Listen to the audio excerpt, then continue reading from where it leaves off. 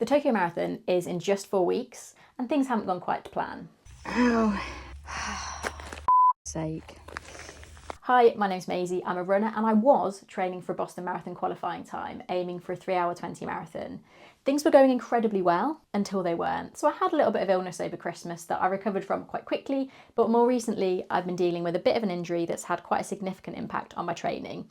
So today I'm hoping to go out for my longest run in over 3 weeks, and I wanted to share what's been going on. We can't just share the good parts of training and the fun that we have on race day. I need to share the reality of it as well. So on my long run today, I'm just going to share what on earth's been going on, how I've been dealing with the injury, what happened, why I think it happened, and the impact it's had on my training over the last few weeks. I'm also going to share my plans over the next few weeks, how I'm going to tackle peak weeks of marathon training with an injury, and yeah, what does this mean for my goal? Honestly, who knows? But I'm going to unpick that in the video today. So I'm going to get my layers on, my shoes on, and hopefully we will run and talk. Let's go.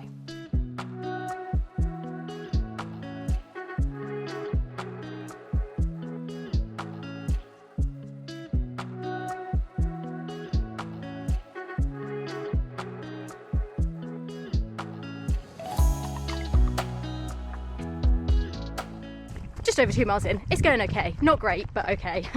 I think the nature of my injury, we've just got to do slow and steady, focus on distance rather than speed. Anyway, I'm going to try and give the short version rather than the long version of what's been going on. So 3 weeks ago, basically had some quite short, sharp, severe pain that came in during a 7-mile interval session, sort of in my ankle, into the top of my foot, came on really suddenly, lasted about a quarter of a mile, and then went. Genuinely thought nothing of it. Been running over 13 years. Most of you watching this video are likely to also be runners, and you'll know that sometimes you just get these random pains that can appear out of nowhere and then go as quickly as they've arrived. This, however, was not the case. So I woke up the next day, it was a little bit sore to walk. That kind of continued. I was expecting it to quite quickly get better. It did not. So I took quite quick action, went with the whole rest, ice, elevate, and I genuinely just thought it was a little bit of acute inflammation around my foot, my tendon, wasn't too sure. As the week went on, despite resting and trying a few test runs, it went okay, but not as good as I'd hoped. So I realised that it was probably a little bit worse than I'd first thought. So after doing a little bit of Dr. Google, I thought I was dealing with a little bit of tendonitis in my posterior tib tendon, which again, from reading a little bit about, I think can be quite tricky to get on top of. But I was relatively happy with the progress. Within a week, I was able to do sort of 2-minute runs, 2-minute walks, and I'd kind of built up to about 6 miles of outdoor running. Had to really slow it down, as I said, but I was managing to move, which I was very pleased with. I still have been getting a little bit of stiffness, a little bit of pain in the tendon, so I decided that I probably needed to see a physio or some kind of specialist to confirm my thinking, to make sure I was doing the right things and to see if there's anything more I could be doing. So I did that this week, and it was actually really helpful, really reassuring session. She confirmed that it sounded like and felt like just a little bit of inflammation around that tendon. She didn't feel anything more sinister going on, and kind of gave me the all clear to carry on doing what I was doing, gave me a few more exercises, and I had a little bit of treatment, a little bit of shockwave therapy, and a little bit of acupuncture because some of the muscles around my calf and around my soleus were also quite tight. So this is where we've got to. We're 4 weeks out from Tokyo Marathon.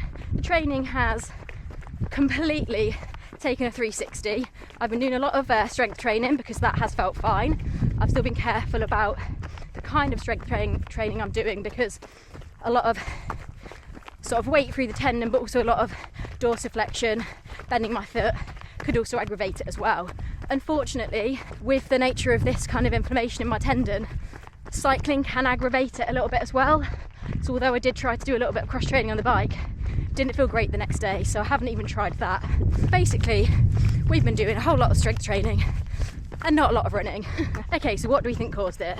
So after I initially had the injury, I went down that whole feeling sorry for myself thing of that it's unfair, I've done everything I could, why have I got this injury, there's no reason for it. But after a little bit of reflection and thinking through it a little bit more, I think there are some things that have contributed to it. And if I'm honest, I think the main thing is wearing carbon plated shoes and unstable shoes a little bit too much. So for my last sort of couple of marathon training blocks, I wore more unstable, speedier shoes for my session, so like an interval session each week.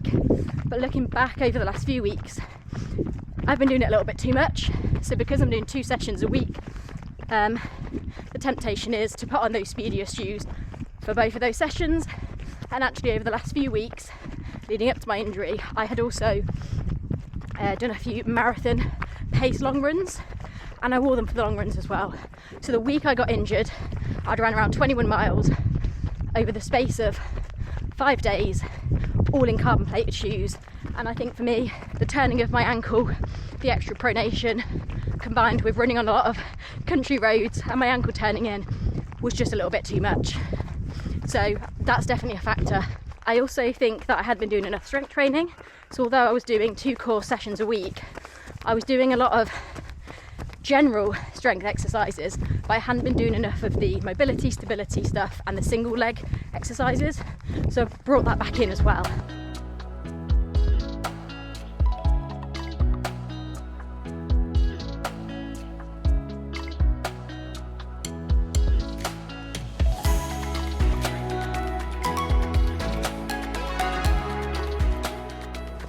Okay, 6 miles in and it is feeling much better. The real test will be how it feels over the next 24 hours.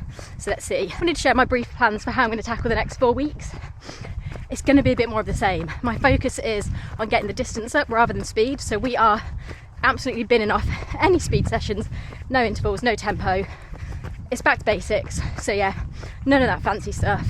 It's all about getting the miles in to see if I can actually get anywhere towards that marathon distance. Just going to stop and have a little walk for a second. So yeah, distance over speed. I have also got rid of the carbon plated shoes. Not literally, I'm just not wearing them. So it's back to basics with the stunning Asics stability shoes, which does seem to be helping. Strength training, obviously continuing with that. The specific exercises for my tendon, a lot more of those. And the physio did say that continuing with the ice is good because essentially, as I am exercising and running, it probably is getting a little bit inflamed again. So icing a couple of times a day can just keep on top of it. I didn't mention this, but I have also started to take a few extra supplements, including collagen. Read a little bit of research about that. Who knows if it'll make a difference, but I'm willing to try anything. And then just generally focusing a lot more on fueling properly for recovery, because I think I'd lost track on that one a little bit as well. In terms of mileage, honestly, I have no set plan. I am hoping to run the Barcelona half marathon in 2 weeks. That was never an A goal race. It was going to be a marathon pace training run. So it won't be a marathon pace training run, but I'm really hoping to be able to run it. It's 2 weeks out of Tokyo, so yeah, hopefully I'll be able to get around that at a comfortable pace.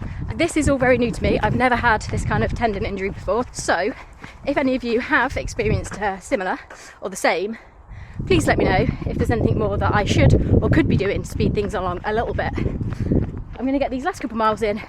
I'm going to grab a donut on the way back home because I get a free donut from Greg's every week with my Monzo bank account. So yeah, get the essentials, and then when I get back I'll wrap things up and then just chat a little bit more about that Tokyo goal and yeah, realistically what we're thinking about that. Hiya, can I get a pink jammy donut please? Thank you. Cheers.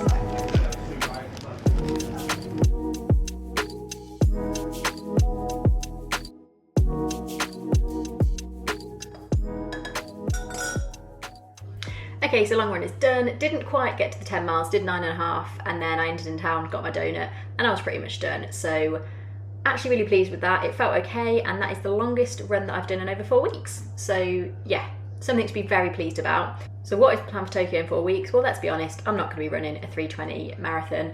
I'm hoping to still be able to run it. That's the main goal at the moment. So building up the mileage over the next few weeks. This run means that I've managed to run 19 miles this week, which is pretty huge. The last 2 weeks I've managed 10 each week, and they've been stop, start, running, walking miles. So yeah, nearly 20 miles this week, which is good. So continue to build that. And then honestly, at this point, the main goal is to finish it, to run the marathon and to get the medal. It would be nice to still run it at a reasonable pace for me. So I'd still quite like to run around about a 4-hour marathon, sub 4, but honestly, who knows? It really depends how the next few weeks goes. I am also, as I said, running Barcelona half marathon in 2 weeks, so that will be a really good test, I guess, to see how my foot does hold out. So hopefully the next time I talk to you, I'll be in a much better position and we'll have a better idea of how things are going to look. Come here, Bubs. Hey, baby. So wish me luck, and I'll speak to you soon.